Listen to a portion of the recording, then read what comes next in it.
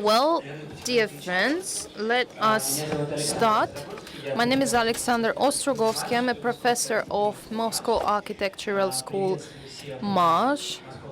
I welcome you to Moscow Urban Forum, and I welcome you to this discussion that is called "What Technologies Change in the Profession of, Urban Planner or Designer." I believe those of you who participated in previous forums, I guess you've noticed that the best thing that technologies brought to the forum itself is the speed of discussion, the speed of our, exchange of opinions. I believe this is the right thing to do. It's crucial nowadays to be quick in communication and in understanding. Let me present our participants.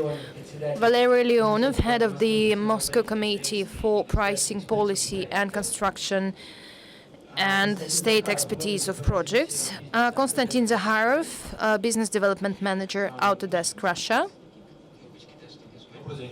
Good afternoon, dear colleagues. Arseny Sidorov, representative of the company Etalon Invest, Director General of the company. Purnima Kapoor, Director of the Department of Urban Planning of the City of New York.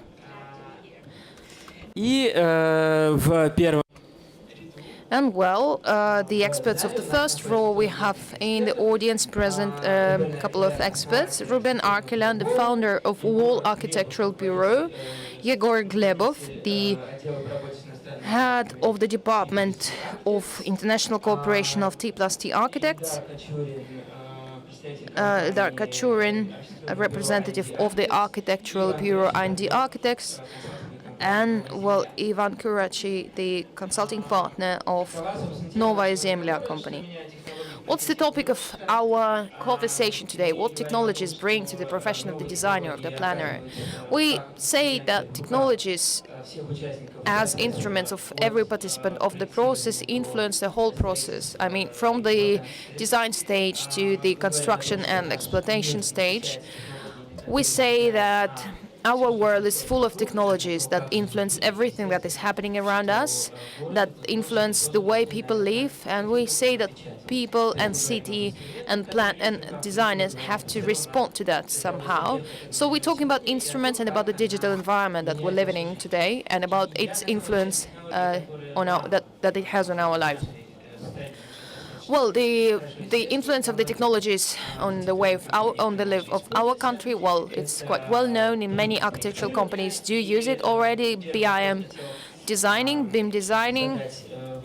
And the first question that I would like to ask Mr. Leonov, I know that Moscow Urban Planning is working actively with various technologies, and I believe that about 10 technologies were approved. What does that change? Good afternoon, dear colleagues. I'm glad to welcome you here once again. It's not a secret that these technologies are used by our colleagues all over the world, including in the United States. They've been using it for a long period of time. Its usage has very long history. In many countries, the introduction of these new technologies was a part of this, some state programs, and we have to, keep up with that tendency. And we have a lot of, decent colleagues that can provide with some program product, with the relevant program product. And most importantly, we have a number of very serious developers, serious construction companies that we are working for, and this is a complex approach, comprehensive approach to the design. I believe Arseny will dwell on that. And most importantly, we have change, mental change, I'd say, but it's not happening for everyone. Today, BIM is a comprehensive approach. It's a serious, chain of that is comprised of separate parts that give us a chance to evaluate the whole project, starting with the idea, with the concept, with the calculation of all the economic criteria, and finishing with logistics, construction itself, and most importantly, with the future exploitation, maintenance, and or not usage of these objects. It's renovation or it's deconstruction or whatever might happen with it in the future. So it's not only the construction issue, right? It's the issue of the whole comprehensive infrastructure that exists around any given object. During last couple of years, we've, made a huge step in our structure, and now we're taking this thing seriously. Our foreign partners became a huge incentive for us. Our English partners once approached us and they asked us whether we really started doing that, and yes, we did. We have an architectural bureau here, and well, they offered us cooperation, so we were really inspired and we started using these new tools. So I'd like to underline, do not be afraid, and try to find strong political will. Well, this is my opinion. My colleagues might have different opinion.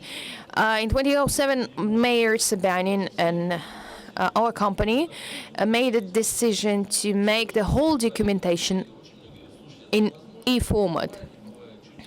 Well, people told us, well, it's not possible. It's a miracle. Miracles do not exist. We gave a little bit of financial resource to the technological department for the development of this product. And well, what did we achieve? By 2013, we achieved 100% e-documentation. It's all made electronically online. You can make the application through state services, gosuslugi.ru. You can do everything online. You can download or upload every documentation. These are, well, state or private objects. This is everything. So our colleague, and it also facilitates and makes it much easier for our foreign colleagues to work with us. The same thing is about building information modeling. We have, well, outstanding partners, Wilfao, St. Petersburg, Peking, well, St. Petersburg medical company, very serious one. They have a number of centers with the BIM technology approved. We had, a year ago, a project with the support of Ministry of Construction. If I'm not mistaken, it used to be 26 projects chosen, and I believe that about half of them, like 10 of them, were evaluated by us with the help of our colleagues and partners. And I tell you, we are working on that quite seriously with the project bureaus, serious developers that they're working on, and they introduce this and they understand this, and most importantly, the administration of the serious companies understand that this is not, well, about, cutting expenses. Well, we will cut expenses, but it's a long-term, efficiency. We will cut it, save money in a long-term perspective. I know an example of when people saved £2 billion, well, in exploitation of buildings. That's why I guess we have to continue doing what we're doing. And, well, secondly, just a couple of words. We have one request to the government, to the administration of the country. We need political will. We need to adopt the strategy of development. We need to adopt the national standards, and we need to make necessary amendments to the legislation to give to our, contractors a possibility to present us with the comprehensive model for an expertise. Well, we've been discussed that already. I believe in 2012 we've discussed that as already. Yes, we do that all together. We had a whole roadmap developed, but we are too slow. We have to do that quicker, and we have all the opportunities to do that, to fulfill what Mr. Putin asked us to do by 2017. Well, it won't be perfect, but it will be there. It will be approved, and we will continue improving it. Because right now, what we have, every company has its own standards. Well, it's not serious, people. The safety and maintenance and long-term survival should be comprehensive. So it has to be, these standards has to be unified for every company, and this will facilitate and fasten the approval, system scheme. Because BIM helps to do it perfectly, and we save time, we save money, obviously. Thank you so much for your answer. Now let us discuss real cases of cutting of expenses in terms of money and time. Etalon Invest is a company involved in design, so could you please share your experience working on major projects? Etalon Invest has shifted to this technology in 2012.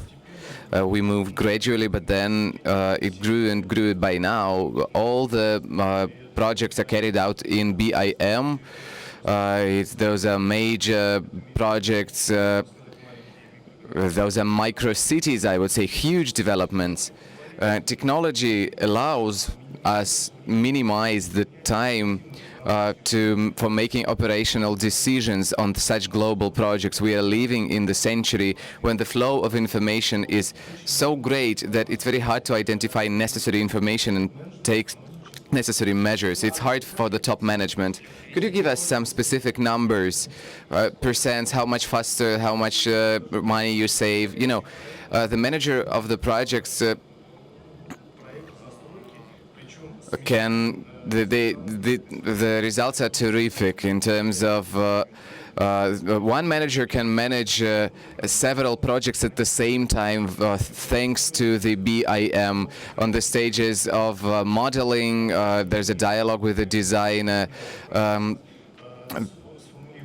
Because, you know, it's easier to articulate the demands and to say to the designer what it is that the manager wants. And the further stages of the project also are done by a collective, by a team where everyone speaks one language. BIM is an international language, regardless of what language partners are talking. You know, in 4 years of work, I would rather like to know.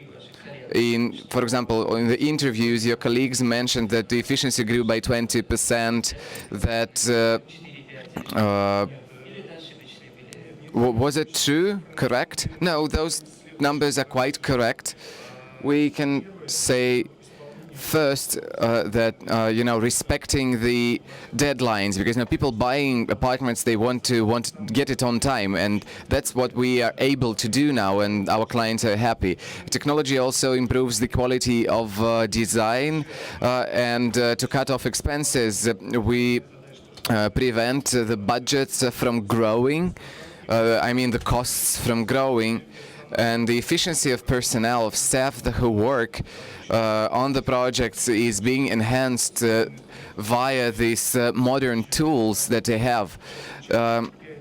For the 5 years we've been using this technology, and we are now opening new functions and tools that it has. One of them I would like to mention is the tool of safety control in terms of workforce. Because, you know, safety is very important for the developer and constructor. Our statistics show that this technology really enhanced the safety levels on the construction site. When we believe we are one of the safest constructors and developers. We have around, you know, index of 97% of safety, and our colleagues ask us for advice and test their safety systems. Well, BIM is becoming a universal tool. It has endless possibilities. Well, it is great. And now we will hear more about these endless possibilities of technology that can be used in design. Konstantin Zaharov from Autodesk will share his position. Could you please launch the presentation? It happened that it's the third panel I'm participating in today, and everywhere I'm being like a guest from the future. I'm telling about the technologies of tomorrow, so I will keep doing this. Before that, today I will be telling you about the Designer Planner 3.0. I mean, the model that it is expecting us in the nearest future. How do I manage the slides? We are here at the Urban Forum, and I would like to make a focus on the planner's profession. Over the recent years, the world has changed. We are now, you know, being overflowed with information. And we need to be able to interpret it correctly and to take measures, make decisions relying on all the relevant information. This is, the basics of efficiency. Would you please turn on the video? In a couple of minutes, I would like to mention key trends about contemporary technology helping us in our work. In the next few years, the world will change so much that, this change is about, two or three lives of our parents. I mean, the density of change. BIM is like the invention of a vehicle, of an automobile in the beginning of the last century. We are now shifting towards a new paradigm where we are working with information. And the new urban trends, the city becomes an ecosystem that unites a great number of experts who participate in planning, designing, modeling. It all began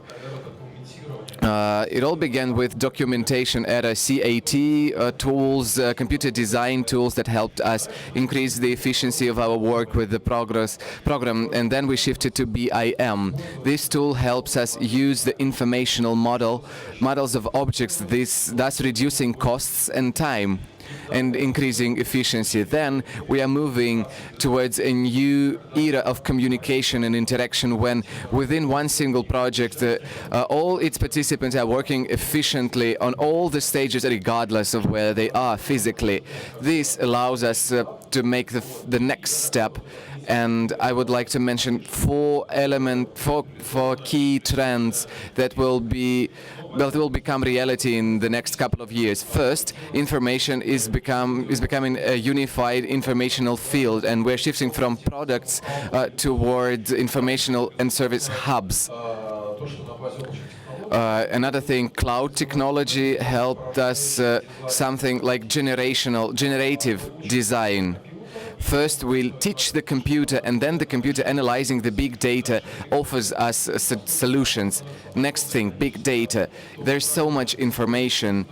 That is why we really need to use the drones, the data that drones give us, and other kinds of new data to plan our territories correctly. Here, the program shows how can you plan the construction site and the construction process for the 3-5 years ahead.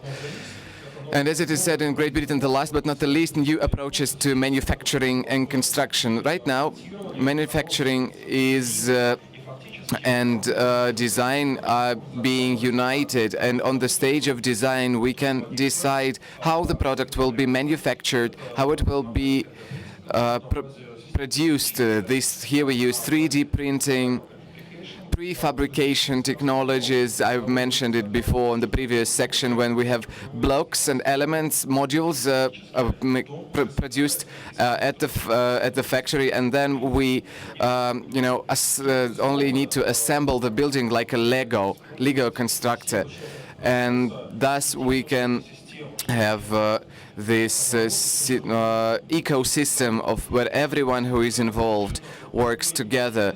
This is we shift the efficiency to the next level. This is a breakthrough in terms of quality, because cities are now becoming really comfortable, really convenient to live in, and all the data that are gathered and accumulated. Could you please stop the video? We are watching it for the second time already. This is great, but what I want to add is that thanks to the BIM, we are able to model and build cities, and it helps us to use them more efficiently. In Singapore, for example, it's incredible because there are district mayors. There is no mayor of Singapore. There are only sub-mayors, mayors of districts. Mr. Serlak, who visited the Urban Forum before last, he said, that they have humid climate there, and he said, I have a daughter who is in school, and when there is humidity, he can check, he can access the information via the internet, where there is not only traffic information but also diseases spreading. If there is, a cold epidemic, he can, check it on the internet and decide whether to send his daughter to school or not. The same things about, traffic rules. And for example, he also told me that he smoked on the balcony of his house, of his building, which is prohibited. And then he received a letter from the administration with a photo of him in the, in the underwear, smoking his cigarette, and a fine that he was assigned. And I agree with Valery. We need to support the BIM on the state level and not only introduce it, but also use it efficiently to receive the return of our investments. Thank you so much, Konstantin. A very empowering vision. Now I would like to ask the next question to Madam Kapoor. We know that today's recent mayor of New York is very ambitious in terms of housing construction and has ambition plans for the next 10 years to 100,000 new apartments. This is a very big number. While you have been working in the department for 15 or 20 years, how do you think the new technology will it help to achieve those goals that the New York City sets before itself? Are the technologies that Konstantin mentioned included in this process? Or you would say that there is still a great way ahead of us, also in New York as well, in terms of implementing and introducing BIM and other tools? First of all, thank you for inviting me to this forum. I'm delighted to be here, and as the only non-Russian, the only female, and I think the only public sector representative here. Public sector? Okay. So I have a slightly different perspective in the way we are dealing with new technology. I'm not sure I'm as familiar with the BIM. It sounds to me like an integrated building management technology. From where I sit, we do more of the city planning level at a sort of slightly broader level than what you are talking about here. But technology is crucial to dealing with the built form and dealing with the growth of the cities in the 21st century. We at the planning department have the same challenge that many of you have everywhere. It really is an overabundance of technology that is there, and really our challenge is what we pick out of that makes our job easier, and how do we tool that to help our planners and our public actually interact better and get a better sense of how the city is working. As you've said, our mayor has challenged us with coming up with a framework to create 200,000 units of affordable housing, not total housing. In order to do that, we need 4 times that many private units, because we use cross-subsidy for a lot of these units. 80,000 new units is 160,000 at a minimum private sector units. It's a very, very challenging task. What we have done at the planning department is we've created our own tools to work. It's less a building management system, more a planning sort of management system. We've been using GIS forever. We have at the stroke of a key available to us data about every single lot, every single block in the city of New York, what exists there, if there is a building, it's vacant, what exactly can happen there, what does our zoning allow us to do there, what can someone do there today.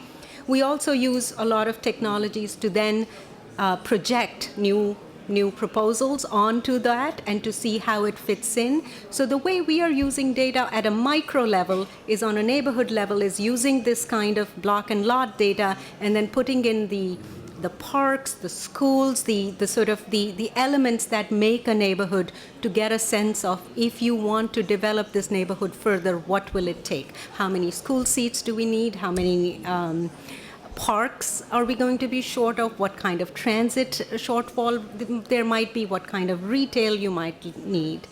But in order to make those decisions at a neighborhood level, we also need a very good understanding of where our investments are on a city level, because all of these budgets are being decided at a much higher level. So we are now embarking on this new sort of mega data exercise of looking at every investment that every city department does and mapping it in layers so that you could get what you want out of it. We are doing that for the city investments, but I'm guessing similar to your structure here, much of our investment, or not much, but some of our investment comes from the state. For instance, our transit, the mass transit, the subway system is financed by the state. Some of our funding comes from federal sources as well, especially related to environmental things. So on a broader city level, we are putting together the investment that the city agencies are making on a map digitally, so you can actually say a new library is going to be funded here, a new pumping station is going somewhere else in terms of dealing with the water. And then we are layering on top of that the state investments, the private sort of civic investments, and trying to get as good a picture of the city as it is right now, which helps us then align our investment with where we want to see growth happen. So our housing is not just about building the housing in these areas. We are clearly looking first at areas that can take more density, that have transit, that have the ability, have the street network, but then we are looking at what else we need to do and how do we need to orient our city and state sister agencies to work with us in making New York City into what our vision is. Спасибо большое за ответ. Thank you very much for your response. I would like to ask, we're not talking about designing, right? And design information, but we're talking about so-called, more or less investment designing, right? And instruments that you use for investment design. About planning in a broader sense. So when we do our planning, we do have the design in. So as we are thinking about housing, what the city does is not itself build any of these, but set a framework.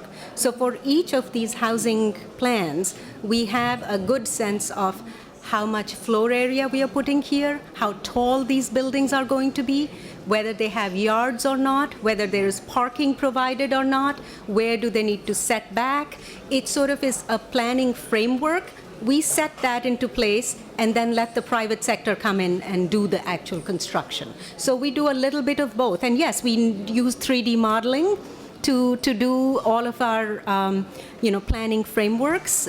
For instance, we might look at a waterfront and say that closer to the waterfront where you have a lot of space, you can do tall towers, and then as you come closer to where people live today and may live in lower density homes, you bring the density down, and that's a design exercise. Along with that, where do you get visual corridors so that people upland can continue to have views of the water, how those vistas change. So, but we do that on a broader scale, not on a building scale. Понятно. Спасибо большое. У меня... Thank you very much. I have a very brief question to our first row speakers. Firstly, to architects Ilda Kachurin and Ruben Arakelian. What technologies are you using right now? And do you think that these technologies will be critical for you in the upcoming years, or these are just instruments? And architect's profession or craftsmanship is not about tools or about something else.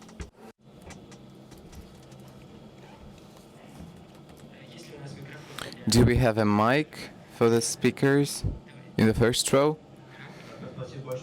Thank you so much for inviting. I will be very brief. I think there are two important things. First idea is about BIM technology as a tool to shape the city environment, and then the interpretation of the city environment and its modeling by the citizens. by the residents? Well, first, many architectural bureaux are now dealing with public spaces. The network is not about buildings, those are flows, transport flows, pedestrian flows, car flows, technical networks, media networks, electrical networks, and shaping talking about the quality of the environment, we need to integrate all those networks, and only BIM technologies allow on the design stage to make a coherence between the social mapping and architectural mapping. We need to understand and use those maps of human flow, car flows, and only if we use them simultaneously and if we design them all simultaneously, we are able to cater a high-quality public space. The second thing is about the media space. We know that the material environment is receding. We are now only living, in a sense, we are living in the media reality. And we recently took part in a competition where the investor formulated the task not as shaping an iPad application for the people to be able to synchronize, not on the street but in the virtual space, to make suggestions on managing their neighborhoods. So I mean, it was about making a virtual map of a certain neighborhood and creating an application for that. Thank you. Eldar, what can you tell us? Unfortunately, the mic is off.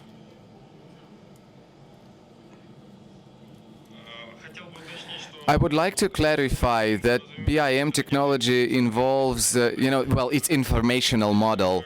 It's about information, and the information needs to be managed. I heard the phrase that we should have a unified standard, state standard, because every bureau has its own standard or requirements. You see, each bureau has its own software. And I'm not sure that they are eager to share those software products. And we are talking about standards on materials that are submitted to the expertise or participate in the competitions. Our colleagues from Singapore, let me say just a couple of words.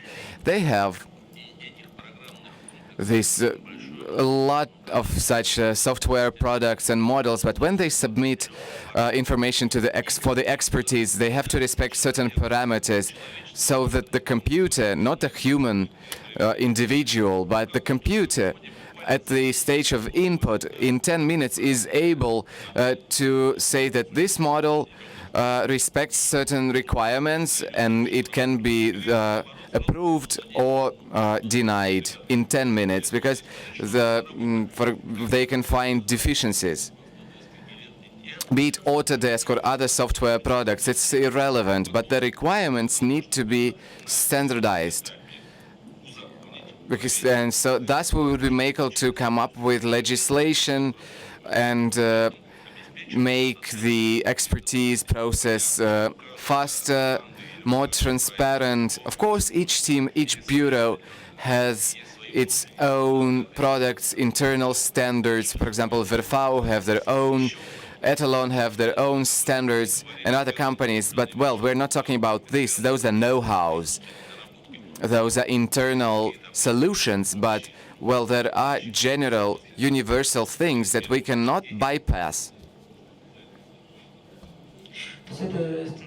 Well, we're talking about standardizing the information exchange rather than, Alexander, I would like to add, state support in standardizing processes is necessary, just as in traffic transportation. Every business process should be regulated. If there is centralized expertise, well, the requirements should also be standardized and transparent. And those best practices from our foreign colleagues in Singapore, in Canada, in China, in Great Britain, we should borrow them. They're everywhere in these countries. There are unified standards. Those are not codes. Those are just rules of the game, to assess the designer's work and product.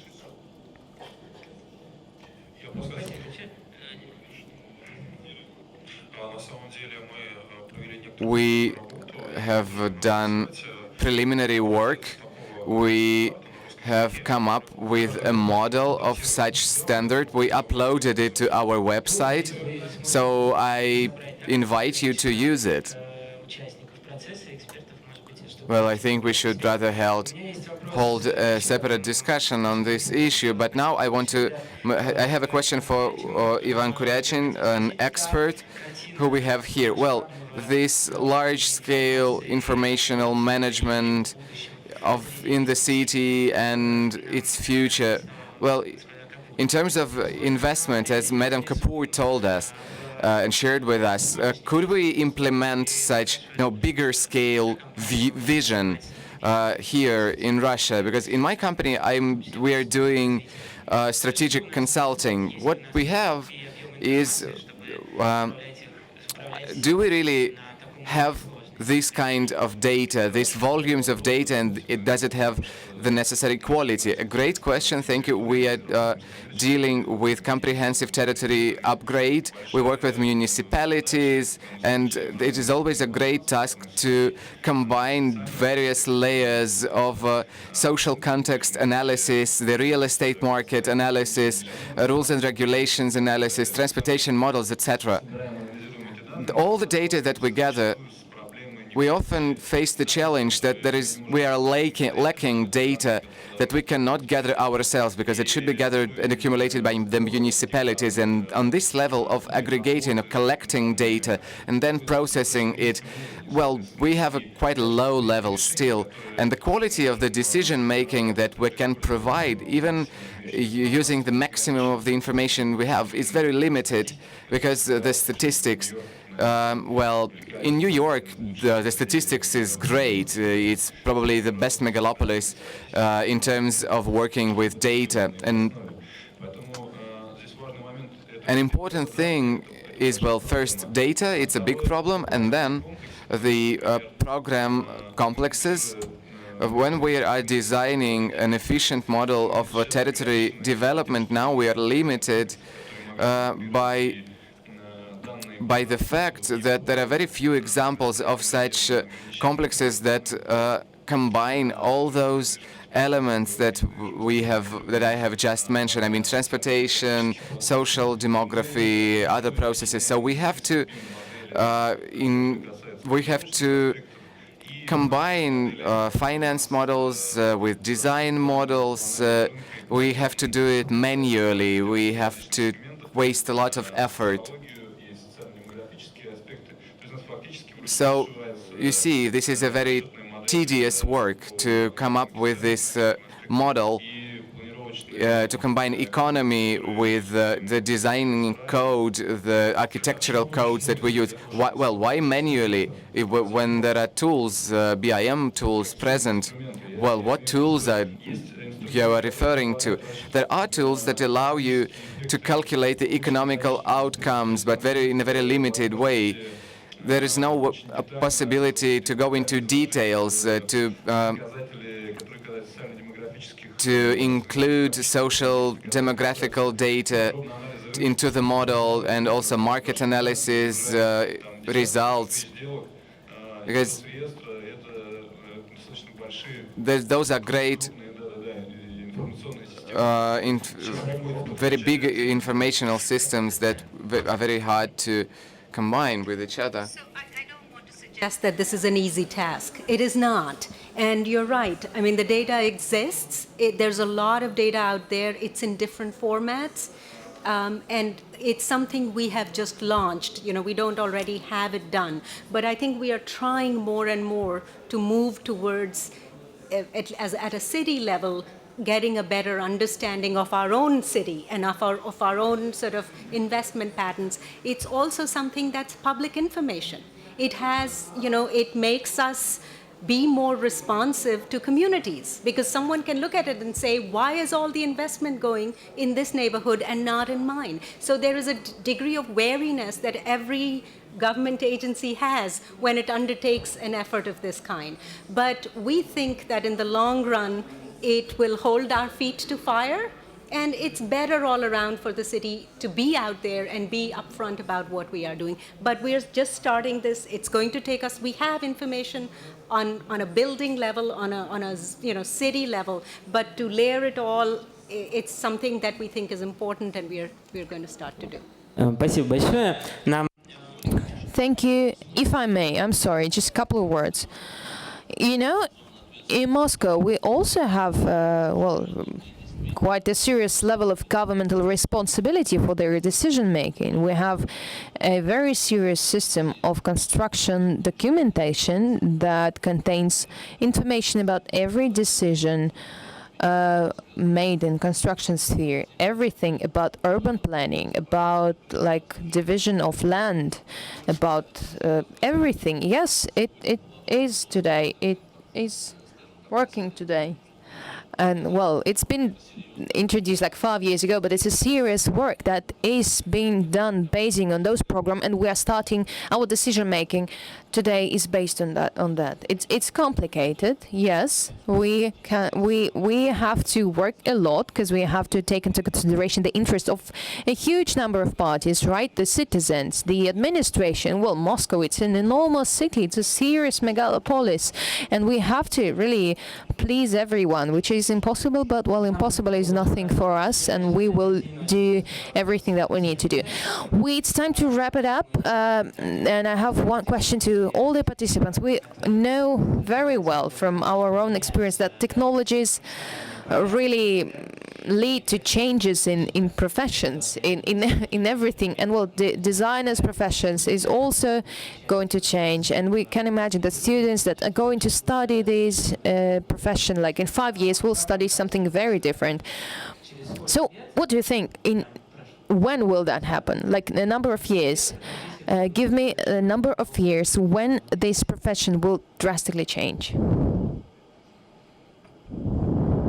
From 5 to 10. From 5 to 10 years, the profession of designer will change. Okay. Yeah, we can't afford really any more time. 5, 10 years, not more, because we will then fall behind. Like, we're not the last ones in this line, but we now have to speed up because the business sector is ready. It's conscious. It understands. Let's move faster. Let's ask government. Let's ask the state for help, and we will speed up even more. Yeah, I agree with Valery. Without governmental support, like 5, 10 plus, and with governmental support, I believe that 3 years, we'll make it in 5 years. Let's do in 3 years. As a person who works in architectural school, I'm a little bit afraid of what you're saying. I mean, I cannot speak for the Moscow context, but I think in New York, the profession has already changed. But I think as the profession changes, and it will change, the pace of change is going to accelerate as we go. It has to. I think we still need to understand that a building is not just a 3D model. It is for people who live in it. And as long as we can keep that at the center of any technological innovation, we will do fine. Спасибо большое. И к нашим коллегам в ряду экспертов, да? Well, thank you very much. I thank you. And I would like to ask our experts. What's the figure? I agree with the figure 5 to 10, but the education, it has to start right now. Ilya, your opinion? I believe that architecture itself has entered another sphere, like digital sphere already. And it's like, a testing site for new weapons. Architects, they're looking for, a place to use new tools. I believe in 5 years it will happen. Well, okay, and question to Ivan. Probably that's not for designers, but for urban administration. Well, I can't say for architecture, but for urban development. And it's not administration, it's about the coordination that is impossible without, technological approach. You can't really do it manually.